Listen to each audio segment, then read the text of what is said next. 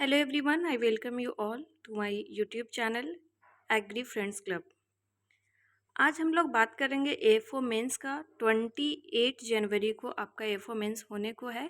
सबसे पहले तो ऑल द बेस्ट आपके एग्ज़ाम के लिए। आई होप आप लोगों ने अच्छे से प्रिपेयर किया होगा और जाके जितना अच्छा प्रिपेयर किए होंगे उतना अच्छा पेपर भी करके आए। उसके लिए कुछ टिप्स है, लाइक आपको क्या क्या लेके जाना है, कितने क्वेश्चन अटेम्प्ट करने हैं और अभी क्या रिवाइज करना है कल तक का जो टाइम है उसमें, ये मैं लेके आई हूँ। सबसे पहले तो what you need to carry. सबसे पहला है क्या, एडमिट कार्ड लेके जाना है। उसमें फ़ोटो पेस्ट करने की जगह तो वहाँ पे फ़ोटो पेस्ट कर दीजिए।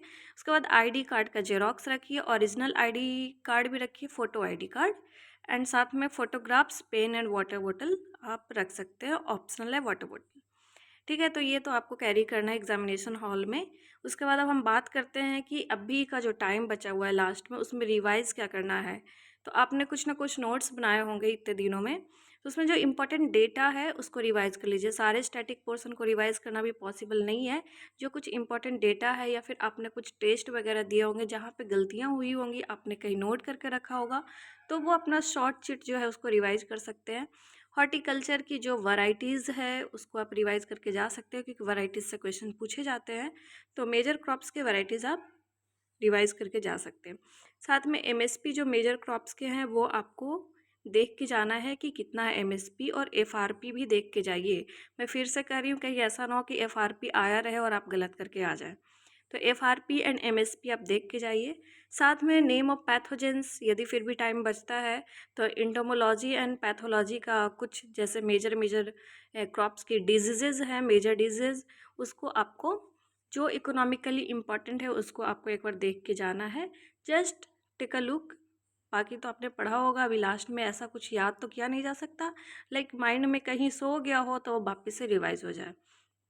अब है मेन बात की अटेम्प्ट कितने किए जाने चाहिए। तो क्वेश्चन का जो पेपर होता है ना, क्वेश्चन पेपर सॉरी होता है, वो उसमें तीनों तरह के क्वेश्चन होते हैं, इजी, मीडियम एंड टफ। जो टफ क्वेश्चन होंगे वो 10 तो ऐसे होंगे, मैं हमेशा कहती हूँ कि 10 ऐसे टफ क्वेश्चन होंगे जो आपको लगेगा कि मैंने नहीं देखा इसको कहीं पे, या फिर मैंने का पता नहीं कहाँ देखा है, लेकिन ये इसको बनाया नहीं जा सकता इजीली, कितना भी आप पढ़ के जाओ, कितना भी प्रिपेयर्ड होके आप जाएँ।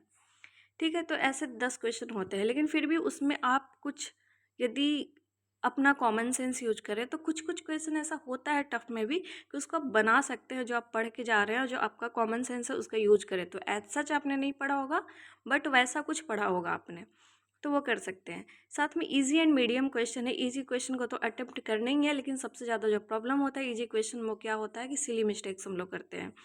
तो सिली मिस्टेक्स हमें नहीं करने हैं। तो उसके लिए क्या क्या चीज़ ध्यान में रखना है, तो क्वेश्चन को केयरफुली पढ़ना और पूरा क्वेश्चन पढ़ना। ऐसा नहीं आधा पढ़े, माइंड में प्रीजुडाइज आ गया कि ओके ये क्वेश्चन पूछ रहा है, उसके हिसाब से हमने मार्क कर दिया और वो गलत हो गया। तो क्वेश्चन कितना भी ईजी लगे उसको पूरा पढ़ना है। हो सके तो 2 बार पढ़ो, क्योंकि टाइम सफिशिएंट होता है, इनफ होता है। 45 मिनट बहुत इनफ होता है 60 क्वेश्चन करने के लिए। तो क्वेश्चन को पूरा पढ़ना है और केयरफुल होके पढ़ना है।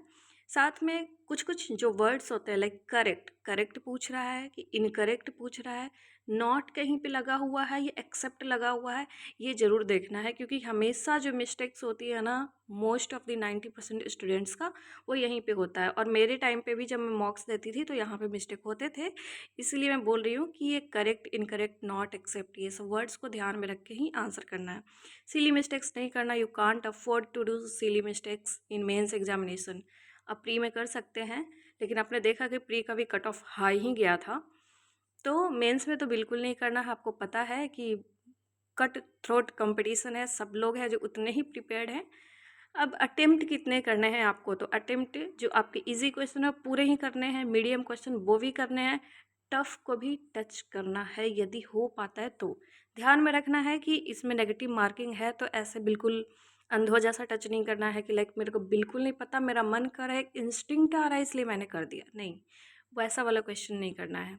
ठीक है, आई थिंक आपको 50 के आसपास टच करके आना चाहिए। यदि आपका एक्यूरेसी बहुत सही है तो आप 45 के आसपास भी कर सकते हैं, बट आपका एक्यूरेसी यदि आपको पता है कि मेरा ज़्यादा सही ना, तो आप 50 के आसपास टच करके आओ। क्योंकि उससे कम आने पे मुझे नहीं लगता है कि आप कितना भी कर लो, कुछ ना कुछ नेगेटिव तो होना ही है। लाइक 5, 6, 7 क्वेश्चन तक नेगेटिव होते हैं। तो आपको 50 तक करना है नॉर्मल केसेस में। यदि आप एक्यूरेट हैं, बहुत अच्छे से कर पाते हैं, तो आप 45 के आसपास पे करके आओ। ठीक है, थैंक यू सो मच। और सुनो, ऑल द बेस्ट, अच्छे से एग्ज़ाम देना और बताना कैसा हुआ पेपर।